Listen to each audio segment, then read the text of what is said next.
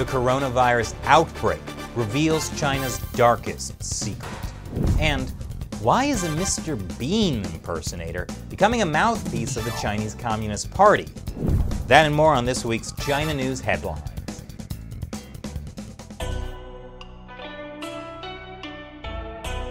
This is China Uncensored. I'm Chris Chappell.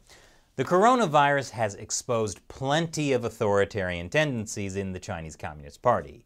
They covered it up for more than a month. Then the police started forcibly quarantining people, whether they were sick or not. Local officials welded people into their homes. And if people complained, into the box you go. Or if you tried to show the world what was happening, you disappeared indefinitely. But the coronavirus is also raising awareness about one of the Chinese Communist Party's darkest secrets: forced organ harvesting from political prisoners. Earlier this month, Chinese state-run media trumpeted a huge achievement: the first double-lung transplant on a coronavirus patient. It was a story that got picked up by Western media. But Bitter Winter, a website that researches religious persecution in China, points out that there are some concerns about the transplant. The patient, who on February 24th was given days to live following rapid deterioration of his lung function, had only to wait a matter of 5 days before a perfectly matching, consenting brain-dead donor could be found. Conveniently, a mere 7 hours by high-speed train. If you know anything about organ transplants, you know that's suspicious. It normally takes months or years to get an organ. This, of course, came out shortly after an international tribunal ruled that, beyond reasonable doubt, in China, forced organ harvesting from prisoners of conscience has been practiced for a substantial period of time, involving a very substantial number of victims. For more on the tribunal, check out our recent episode, How to Make Money in China, Selling People's Organs. Chinese leader Xi Jinping has gone to Wuhan, China, the epicenter of the coronavirus outbreak, to visit patients. Well, he didn't visit them in person, obviously. He visited them through this TV screen. Wow, he's standing kind of far away. Maybe he thinks you can still get infected through the screen. But Xi Jinping's visit to Wuhan is a sign that the Chinese Communist Party believes that the worst of the coronavirus outbreak in China is over. And his visit is just one of many reasons the residents of Wuhan should feel grateful to the Chinese Communist Party for their response to the coronavirus. And if they don't feel grateful enough, then they need gratitude education. That's according to Wuhan's party secretary. He's the new top official in Wuhan after the last guy got fired for covering up the spread of the virus. That announcement came after the vice premier of China visited Wuhan. She was given a tour by local officials who were showing off how cleaned up the city had become and how much food grocery stores had. Local residents had this to say. And as you might guess from that clip, the Wuhan party secretary's call for gratitude education didn't go over well. In fact, the backlash was so big that the original article was pulled from the internet. And media have been ordered not to share the original article, publish commentaries, or otherwise address the issue at all. Yeah, they really need some gratitude education. China already has a vast network of surveillance with things like AI facial recognition cameras. But that system has gone into overdrive during the coronavirus outbreak.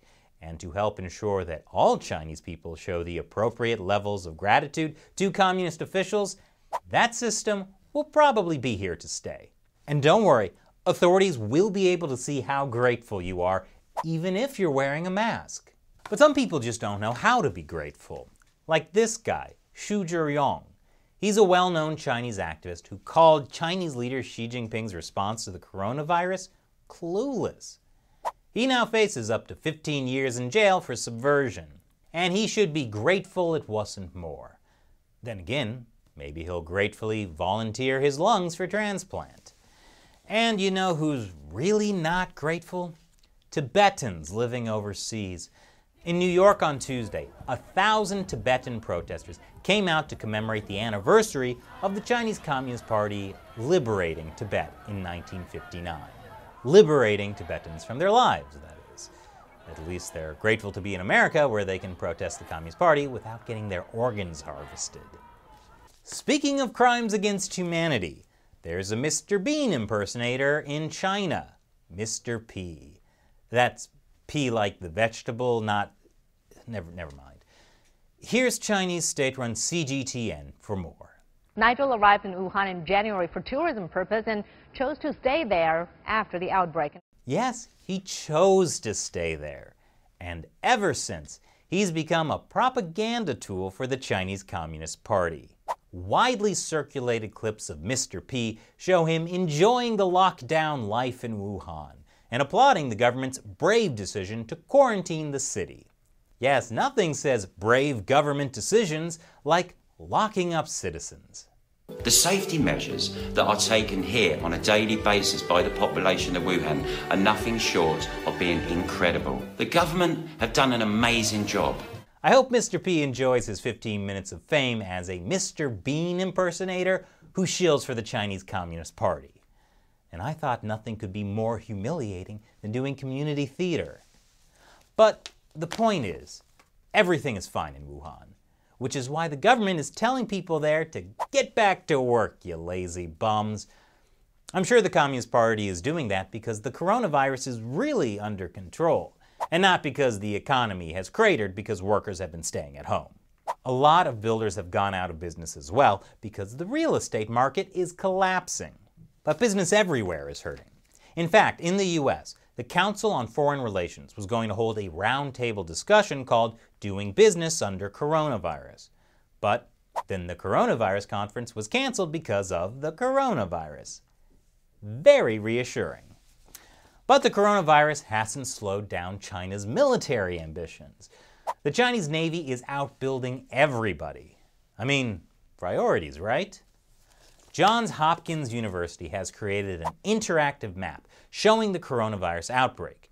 It's been used for months by governments and news organizations around the world. And now, the Taiwanese government is lodging a protest over it. Why? Because Taiwan is no longer called Taiwan. It's called Taipei and Environs. That's just what the World Health Organization calls Taiwan. You know, I don't think it's the coronavirus that's making me feel sick.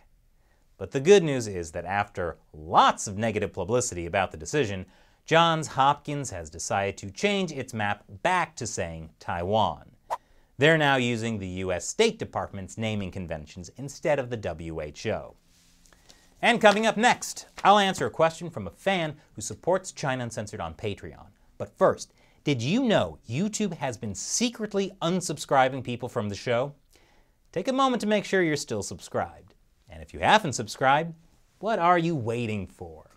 And now for the question from China Uncensored 50 Cent Army member, William Adderholt.